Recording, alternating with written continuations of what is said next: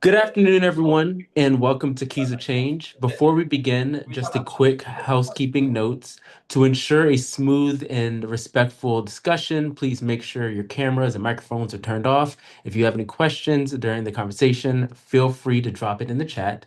If time permits, we will answer up to three audience questions at the end of discussion.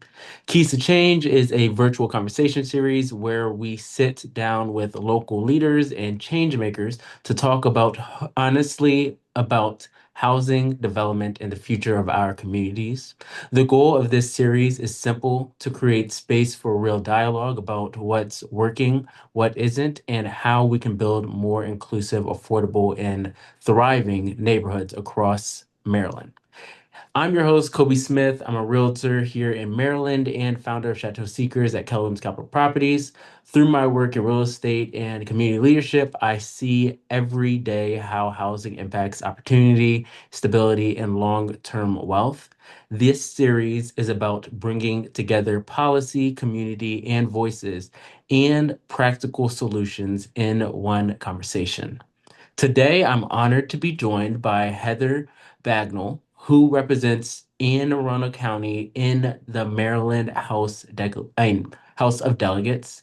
Delegate Bagnall has been a strong advocate for issues at the intersection of housing, public health, and community well-being, bringing a thoughtful and community-centered perspective to her work in Annapolis. Today, we'll be discussing housing affordability, access to homeownership, and the connection between housing and public health, and what will take to build more stable and thriving communities across Anne Arundel County and the state of Maryland. Delegate Bagnall, thank you so much for joining us. Thank you so much for the invitation. It's great to be here talking with you. Of course. about- So, my first question is, what made you get into public service and how has your view on housing changed since taking office? Well, I will say that I never asked people's politics, but I was inspired to get into office by the 2016 election. Like so many families, so many Maryland families, my family was impacted by the 2008 housing crash. So I saw firsthand the devastating impact of honestly, when your government and when your partners basically when they bet against you. Mhm. And my background's actually in the arts. I worked in arts nonprofits for many, many years. And when you work in the arts, you see a lot. You work with a lot of people who uh, are coming from trauma. Mhm. You work with a lot of marginalized populations. You work with a lot of populations that don't have.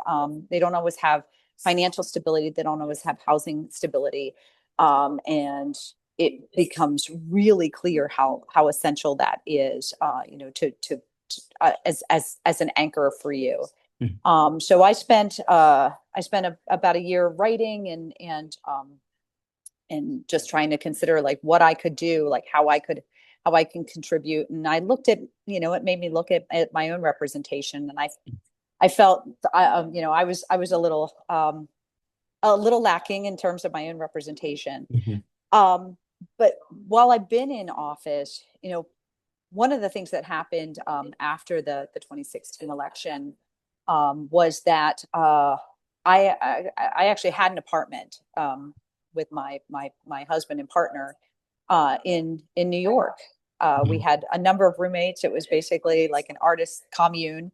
Mhm. Um, and our landlord became very concerned about what was happening Mhm. and sold. And we lost, we lost our anchor in New York as a Mhm. result. And so, since I've been in office, I see how hard people struggle to not just to buy a house, which is, that is part of the American dream. That's Mhm. part of the promise, right? Is home ownership. Like that's, and but even struggling just to find apartments, to find Mhm. affordable apartments when we're looking at, you know people are paying more than 30% of their income Mhm. just in housing, and it doesn't leave a whole lot of space Mhm. for other things. Not to get off the topic of Maryland, but you were in arts in New York. That is that's awesome. My girlfriend, we visit New York all the time, go to Broadway and get involved in the art scene up there, and it is amazing. So I love to hear It, that. it is amazing, and Hmm. you know, I was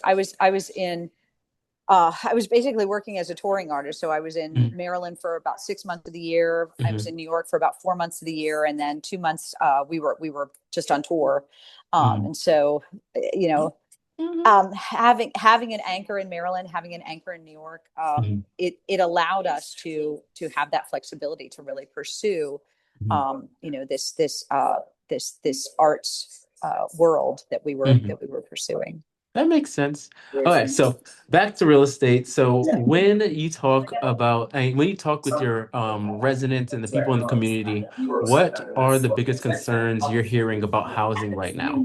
I mean, the biggest concerns I'm hearing, you know, is affordability. Hmm. Affordability and access.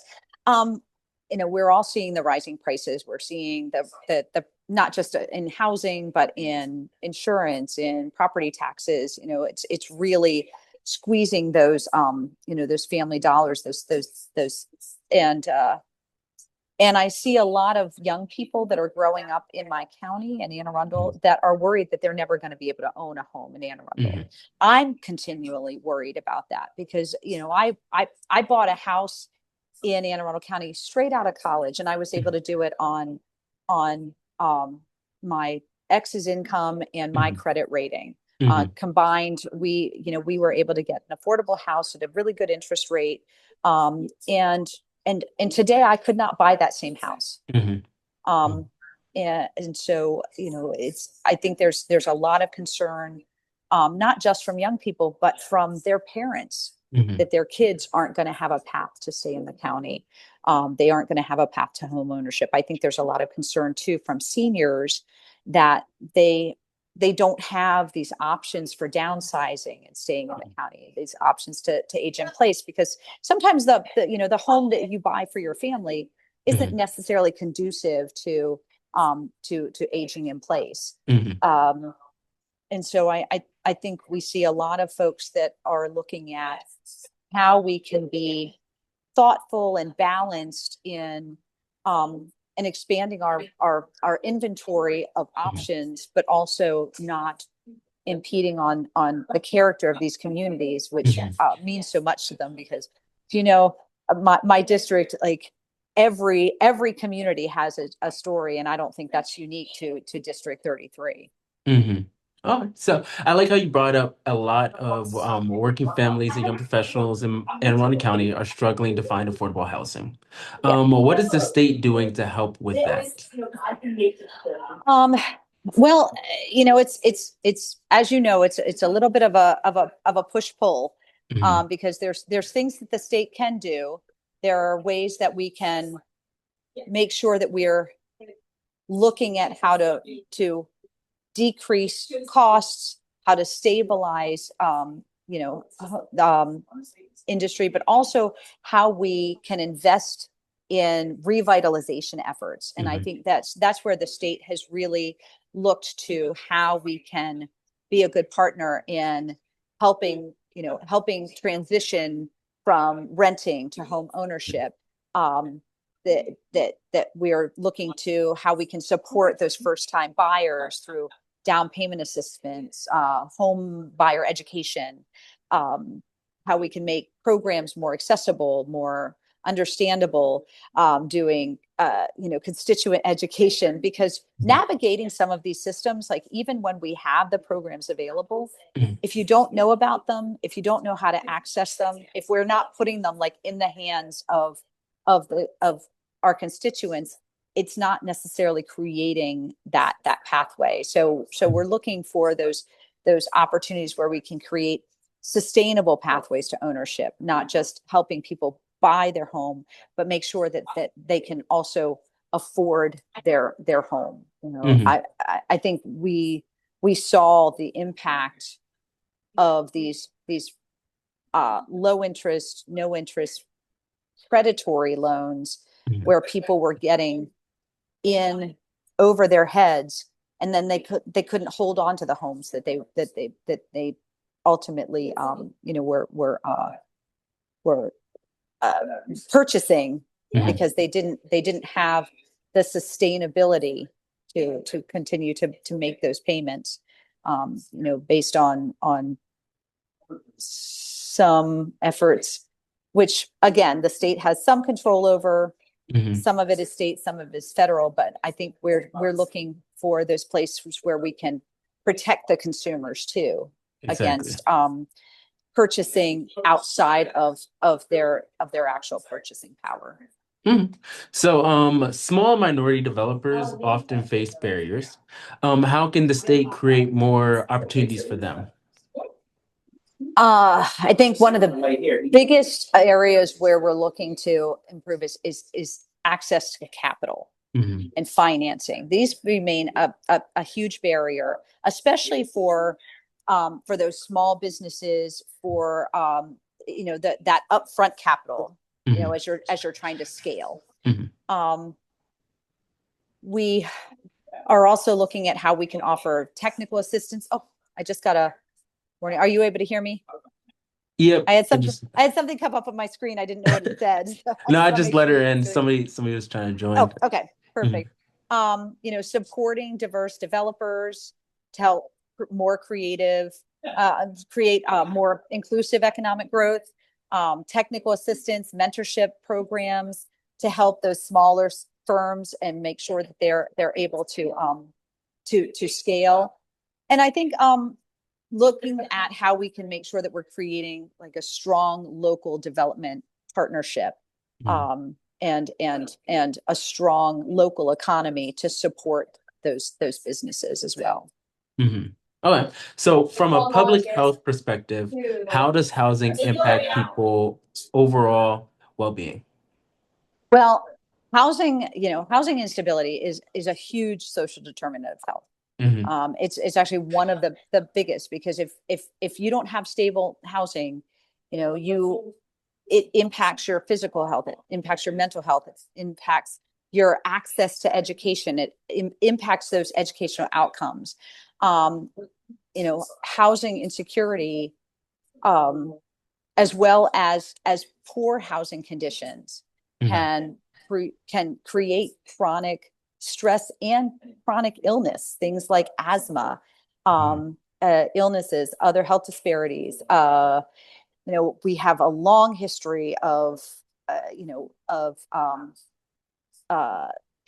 of lead contamination and other contaminants, which impact the development of children into Mhm. into adulthood, and they can create like long-term disabilities and injuries, long commutes and instability. They affect family life, family time, overall well-being, um, and healthy communities. They require that they be safe, stable, Mhm. affordable. Um, in order to have, they have to have access to that safe, stable, affordable housing. Mhm. Um, there, there, there's so much overlap between public health and housing, even things like, ensuring that the water quality is safe, the air quality Mhm. is safe, that you don't have issues with mold, you don't have issues with lead, uh, all of these things that impact your physical health.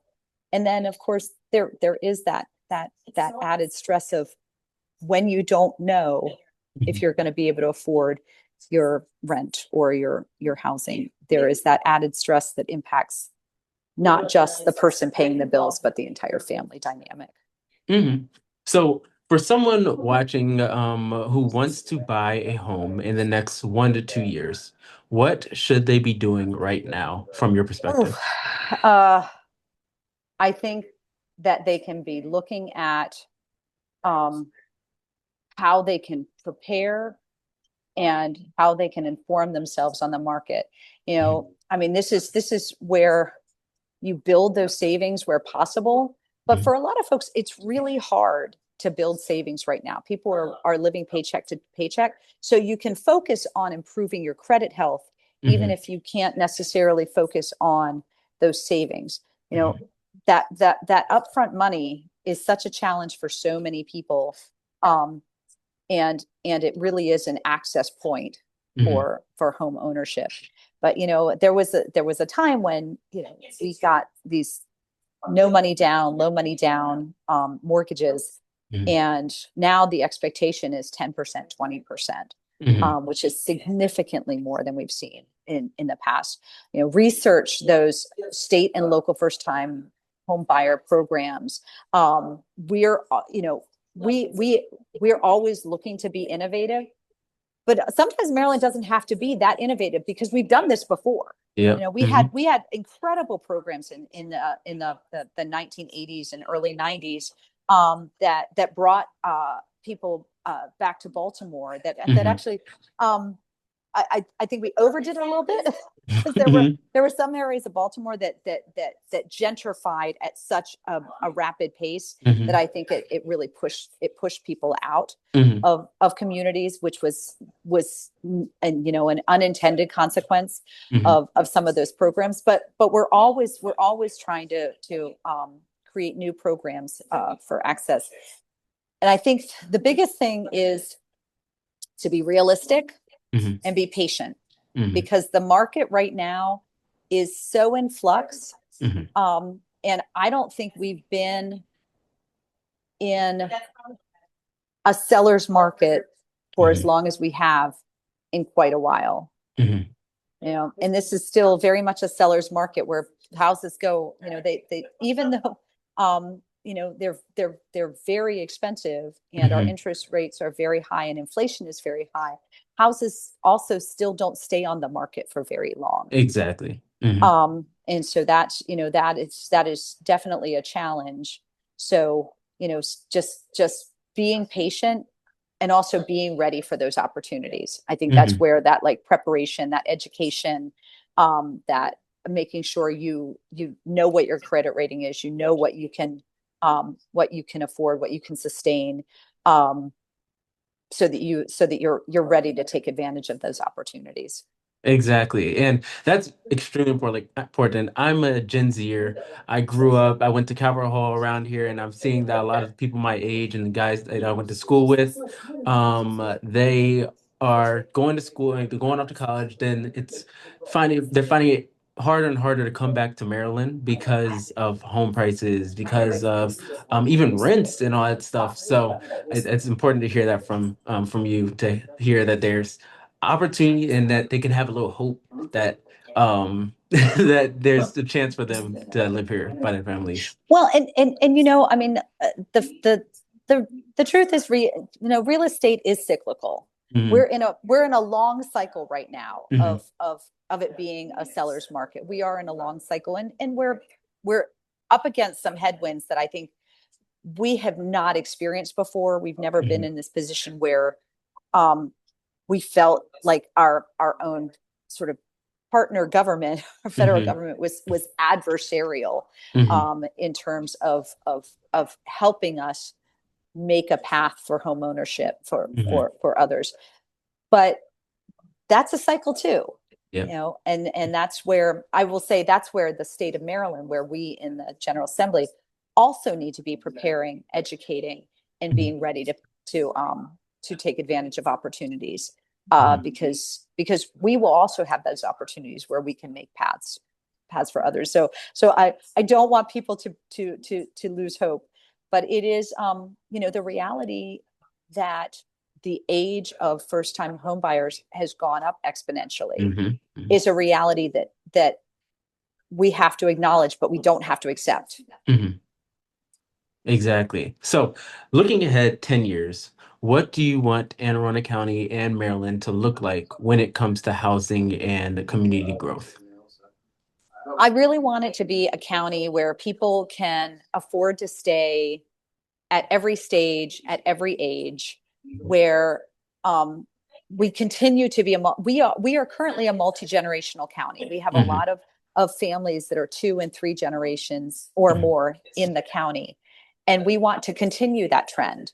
But we also want to bring, new people in. We don't want to be we don't want to be a closed county where we're like, all right, we're done. We're full. We got No one everyone we else. need. We got everyone we need. So what we want is a nice ebb and flow of families coming in, families that are leaving. We want to make sure that we're holding on to the character of these communities that made that make Anne Arundel so attractive. But we also want to make sure that we have that that accessible housing, particularly for our workforce, because we are a county of small business. We are 80% small businesses. 80% of the businesses in Anne Arundel County are small businesses. 500 employees or less. I think something like 50% of the businesses are 50 people or less. Okay. And so we are true small businesses. And we also have, really robust services. It's a county that is, even though it feels in this moment so unaffordable, we get a lot of service for the tax dollars, and we remain a fairly low tax county as compared to the state. So we want to make sure that we're still, maintaining our strong schools and our emergency services. We have a world-class crisis intervention team that is so world-class that it actually goes and trains other localities on how to do what we do here in Anne Arundel County. I would like to see us, really embrace embrace smart growth. We have a lot of parts of the county that could benefit from revitalization and sort of thinking differently about how we build communities. So much of the county was built, it was built with like one house, then another house, then another house. It wasn't really built to be a walkable community with facilities within each community. But we have an opportunity now to say, okay, what, in these communities, what's missing? Where are our opportunities? Where can we develop? Where can we like look at redevelopment or new development without harming the critical area, the water excess, the forests that make our county so beautiful and so attractive. Exactly. I really want the future of our county to be a place where people make the kind of memories that so many of us made being a part of this county. It sounds like a bright future. It sounds like a good future. So, Delegate Bagnall, thank you again for taking the time to join us and share your perspective. These conversations matter because housing impacts every part of our lives, from stability and opportunity to health and long-term growth. So, we truly appreciate everyone who joined us today. If you found this conversation valuable, the full conversation will be part and shared on YouTube as part of the Keys to Change series. And before we wrap up, I also want to invite everyone to an upcoming event I'm hosting, a real estate seminar and wine tasting, where you'll be getting hands-on experience to building your homeownership plan. If you're interested in learning more, I'll drop the link in the chat and include it in a full follow-up email. Delegate Bagnall, thank you again for your leadership, and thank you all for joining us today. Thank you so much. Thank you for your patience as I worked out the tech. Oh, no, that's... And thank you for your continued advocacy, because these are really important conversations. I